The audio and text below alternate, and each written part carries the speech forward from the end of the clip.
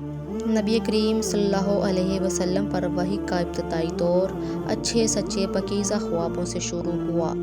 آپ خواب میں جو کچھ دیکھتے وہ صبح کی روشنی کی طرح صحیح اور سچا ثابت ہوتا۔ پھر من جانب قدرت آپ صلی اللہ علیہ وسلم تنہائی پسند ہو گئے اور آپ نے غار حرا میں خلوت نشینی اختیار فرمائی اور کئی دن اور رات وہاں مسلسل عبادت اور یاد الہی و ذکر و فکر میں مشغول رہتے۔ جب تک گھر آنے کو دل نہ چاہتا توشہ ہمراہ لیے ہوئے وہاں رہتے۔ توشہ ختم ہونے پر ہی اہلیہ محترمہ خدیجہ رضی اللہ عنہا کے پاس تشریف لاتے اور کچھ توشہ ہمراہ لے کر پھر وہاں جا کر خلوت گزین ہو جاتے۔ یہی طریقہ جاری رہا یہاں تک کہ آپ صلی اللہ علیہ وسلم پر حق منکشف ہو گیا اور آپ غار حرا میں قیام پذیر تھے کہ اچانک جبرائیل علیہ السلام آپ صلی اللہ علیہ وسلم کے پاس حاضر ہوئے اور کہنے لگے کہ اے محمد پڑھو۔ آپ فرماتے ہیں کہ میں نے کہا کہ میں پڑھنا نہیں جانتا۔ آپ فرماتے ہیں کہ فرشتے نے مجھے پکڑ کر اتنے زور سے بھینچا کہ میری طاقت جواب دے گئی، پھر مجھے چھوڑ کر کہا کہ پڑھو۔ میں نے پھر وہی جواب دیا کہ میں پڑھا ہوا نہیں۔ اس فرشتے نے مجھ کو نہایت ہی زور سے بھینچا کہ مجھ کو سخت تکلیف محسوس ہوئی، پھر اس نے کہا کہ پڑھ۔ میں نے کہا کہ میں پڑھا ہوا نہیں ہوں۔ فرشتے نے تیسری بار مجھ کو پکڑا اور تیسری مرتبہ پھر مجھ کو بھینچا، پھر مجھے چھوڑ دیا اور کہنے لگا کہ پڑھو اپنے رب کے نام کی مدد سے جس نے پیدا کیا اور انسان کو خون کی پھٹکی سے بنایا۔ پڑھو اور آپ کا رب بہت ہی مہربانیاں کرنے والا ہے۔ بس یہی آیتیں آپ صلی اللہ علیہ وسلم جبرائیل علیہ السلام سے سن کر اس حال میں غار حرا سے واپس ہوئے کہ آپ صلی اللہ علیہ وسلم کا دل اس انوکھے واقعے سے کانپ رہا تھا۔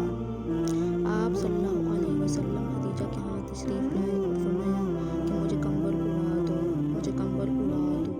لوگوں نے آپ صلی اللہ علیہ وسلم کو کمبل اڑا دیا۔ جب آپ کا ڈر جاتا رہا تو آپ نے اپنی زوجہ محترمہ خدیجہ رضی اللہ عنہا کو تفصیل کے ساتھ یہ واقعہ سنایا اور فرمانے لگے کہ مجھ کو اب اپنی جان کا خوف ہو گیا ہے۔ آپ صلی اللہ علیہ وسلم کی اہلیہ محترمہ خدیجہ رضی اللہ عنہا نے آپ صلی اللہ علیہ وسلم کی ڈارس بندھائی اور کہا کہ آپ کا خیال صحیح نہیں ہے، اللہ کی قسم آپ کو اللہ کبھی رسوا نہیں کرے گا۔ آپ تو خلاق فاضلہ کے مالک ہیں، آپ تو کنبہ پرور ہیں، بے کسوں کا بوجھ اپنے سر پر رکھ لیتے ہیں، مفلسوں کے لیے آپ کام آتے ہیں، مہمان نوازی میں آپ بے مثال ہیں اور مشکل وقت میں آپ امر حق کا ساتھ دیتے ہیں۔ ایسے اوصاف حسنہ والا انسان یوں بے وقت ذلت و خواری کی موت نہیں پا سکتا۔ پھر مزید تسلی کے لیے خدیجہ رضی اللہ عنہا آپ کو ورقہ بن نوفل کے پاس لے گئی جو ان کے ججازات بھائی تھے اور زمانہ جاہلیت میں نصرانی مذہب اختیار کر چکے تھے اور عبرانی زبان کے کاتب تھے۔ چنانچہ انجیل کو بھی حسب منشائے خداوندی عبرانی زبان میں لکھا کرتے تھے۔ انجیل سریانی زبان میں نازل ہوئی تھی، پھر اس کا ترجمہ عبرانی زبان میں ہوا۔ ورقہ اسی کو لکھتے تھے، بہت بوڑھے ہو چکے تھے، یہاں تک کہ ان کی بینائی بھی رخصت ہو چکی تھی۔ خدیجہ رضی اللہ عنہا نے ان کے سامنے آپ کے حالات بیان کیے اور کہا کہ ججازات بھائی اپنے بھتیجے محمد صلی اللہ علیہ وسلم کی زبانی ذرا ان کی کیفیت سن لیجیے۔ وہ بولے کہ بھتیجے آپ نے جو کچھ دیکھا ہے اس کی تفصیل سناؤ۔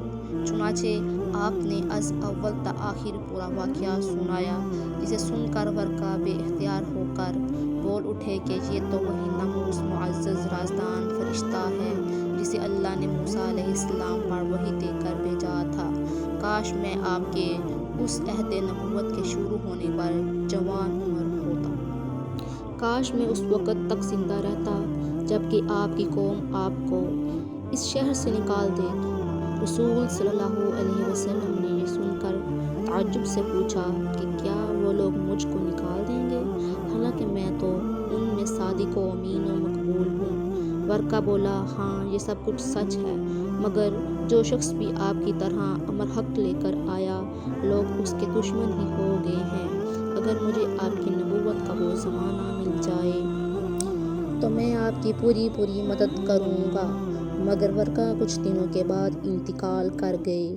پھر کچھ عرصہ تک وہی قیامت موقوف رہی۔